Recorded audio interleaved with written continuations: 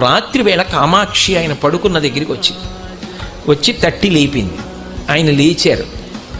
కేశపాశాన్ని తీసి ఇలా చూపించి ముట్టుకో అంది. ఆయన ఇలా ముట్టుకున్నారు. జిగురుగా ఉంది.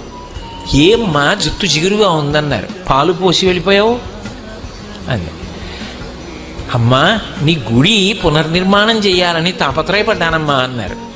ఏమయ్యా గుడి పునర్నిర్మాణం చేయడానికి నువ్వు సంపాదించాలా? నన్ను అడిగితే నేను ఇవ్వను.